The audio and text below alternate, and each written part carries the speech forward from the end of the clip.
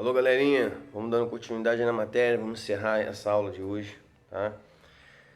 Página 343 está assim: o funcionamento integrado dos sistemas de órgãos, tá? Então, a gente viu que nós somos formados por células que formam tecidos, que formam órgãos, que formam sistemas, né?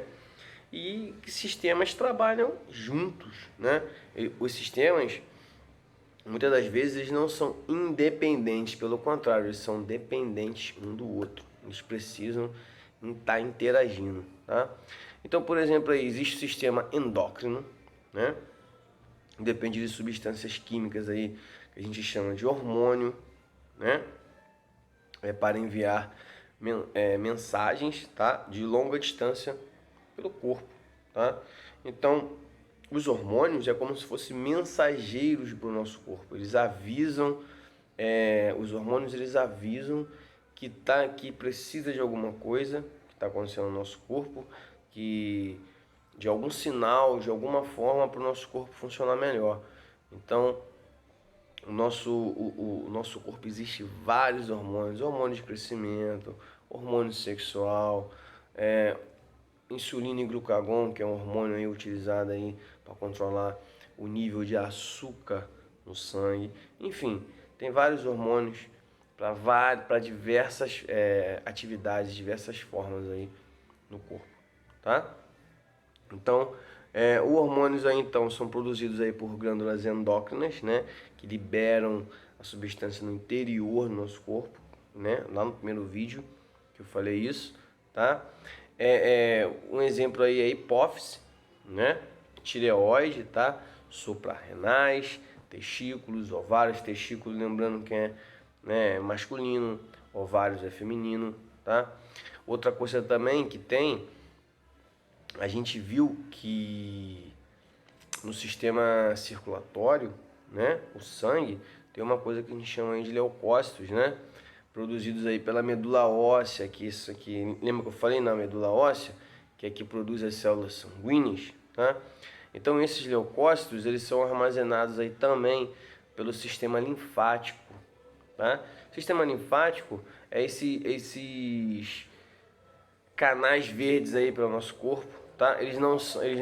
Não é vaso sanguíneo, né? Eles não são aí pelos vasos sanguíneos, é um sistema linfático, é como se ele fosse a parte assim independente, né? É onde os leucócitos, né, que são as células de defesa do nosso corpo, eles circulam lentamente por esses vasos linfáticos. Então, por ele circular mais lento, ele tem até uma eficiência melhor na hora de identificar micro-organismos e atacar, né, nos defender, tá? Outra coisa também aí, lá embaixo está assim: os sistemas de órgãos dos outros animais. Outros animais, né? Vamos botar mamíferos, né? Porque existe animais invertebrados também, né? Mas vamos colocar mamíferos, que nós somos mamíferos, então vamos trabalhar com mamíferos um pouquinho.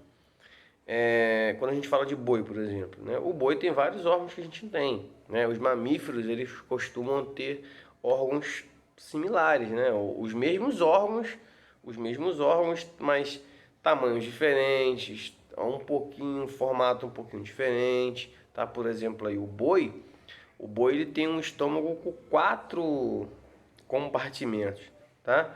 Dividido em 4 partes. Por exemplo, o boi, ele é um herbívoro, né? Ele se alimenta de vegetal rico em celulose. O nosso corpo não absorve celulose. O nosso corpo ele não é adaptado assim para absorver celulose, mas o boi ele já é. Então assim, ele tem um estômago, nós temos estômagos? Temos. O boi tem também? Tem.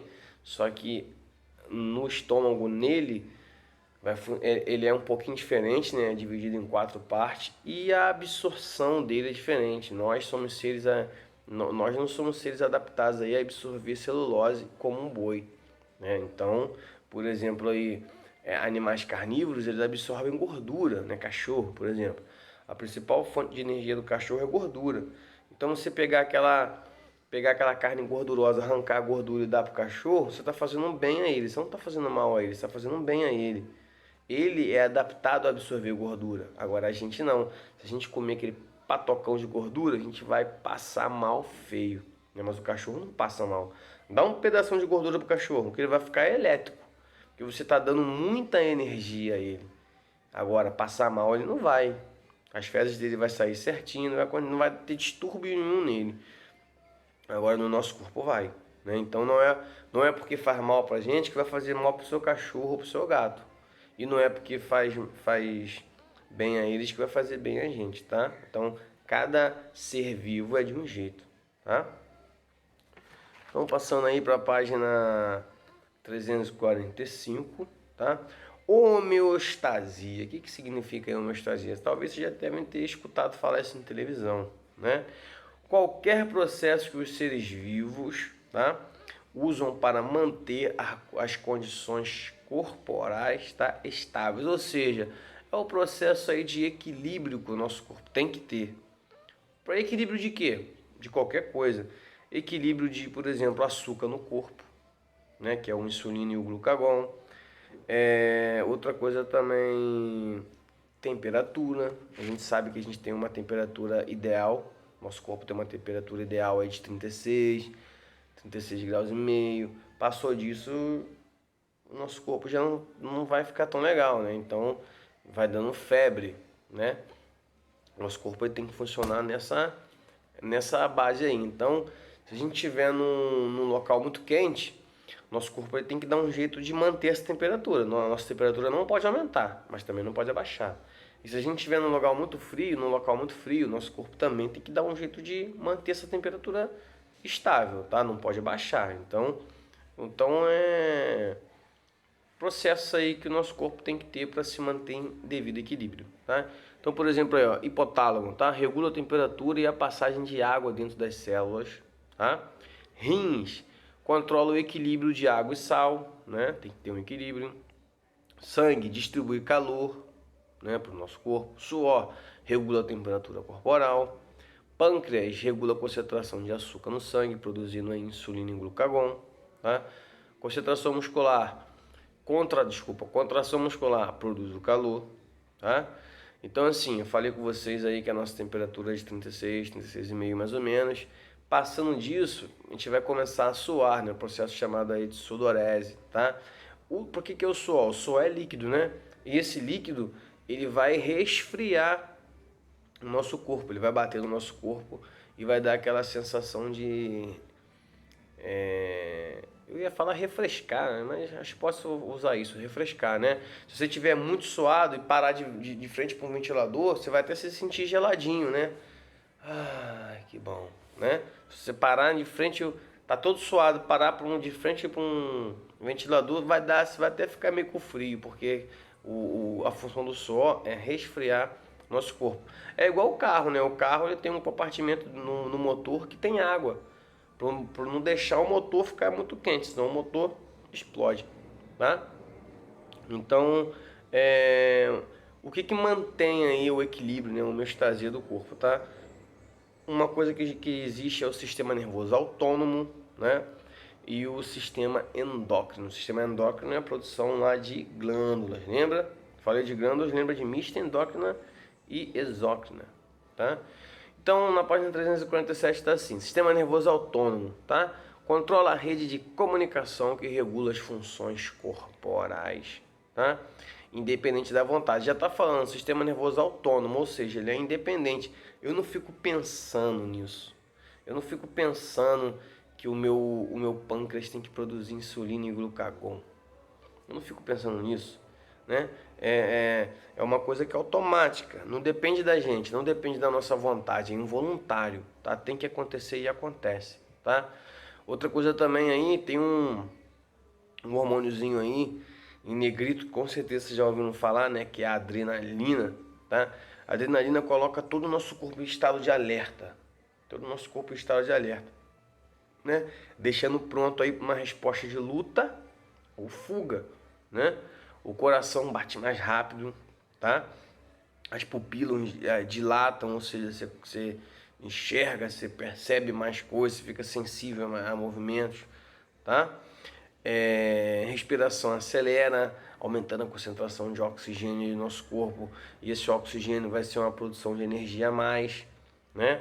A atividade do sistema digestório diminui e ele concentra todas as funções aí para o sistema locomotor. Sistema digestório, a gente não precisa de sistema digestório nesse momento, está de alerta. Então, tudo vai para o nosso sistema locomotor, para a gente ficar mais rápido, mais forte, tá? E já tem casos de pessoas com adrenalina assim, conseguiram até levantar um carro e depois com a adrenalina baixa não conseguir nem mexer, né? Já teve um caso de uma mãe que conseguiu segurar um leão para salvar um filho, tá? Manda ela ir lá agora salvar o filho, duvido, manda salvar o filho, ó. Manda ela agora segurar o leão, duvido, tá? Então a adrenalina é algo assim, aquele startzinho a mais aí de benefício aí do nosso corpo, tá? Mas isso só acontece em situações extremas, não é sempre, né, gente? Não é sempre que você vai fazer uma doideira dessa. Quando você tá com a adrenalina assim, fugindo, né, de alguma coisa, ou depois você fala, caraca, como é que eu consegui fazer isso, cara? Adrenalina, tá? Outra coisa também aí, que tá aí escrito aí destacado no livro de vocês em azul, ó, osmoreceptores, tá? Receptores sensoriais que regulam a quantidade de água no nosso corpo, né? O nosso corpo, o certo é a gente beber aí mais ou menos, em média, 2 litros de água, né? Só que essa água tem que sair também, pô, senão a gente estoura, né? A gente explode. Então a gente tem aí hormônios que controlam isso, tá? Outra coisa também em negrito está assim, ó, antidiurético, estão vendo aí?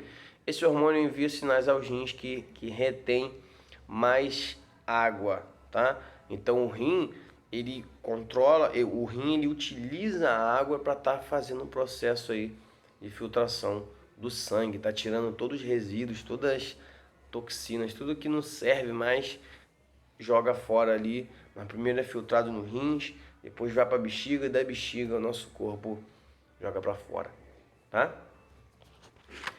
E finalizando aí, tá?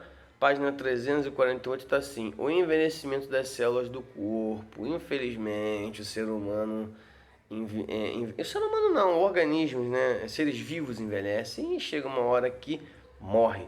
E à medida que vai envelhecendo, nossas funções vai se perdendo, né? A gente vai, é igual o computador, vai usando o computador muito tempo, chega uma hora que ele não vai ficando meio caído, né? Meio demora a ligar, fica dando PT toda hora, tem que reiniciar o computador, né? Fica travando. É a mesma coisa no nosso corpo, né?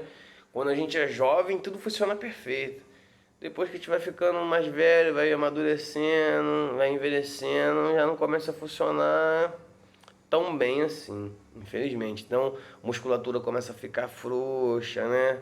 Não fica, funções vitais do nosso corpo já não começam a responder, né?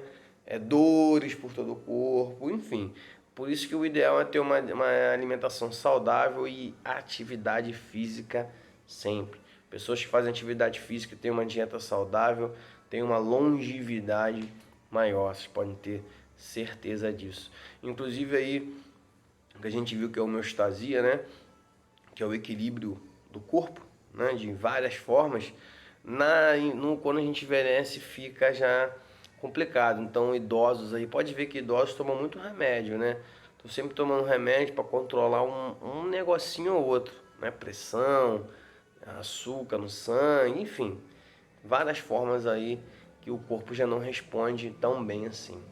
Beleza, gente? Era isso que eu queria ter passado para vocês.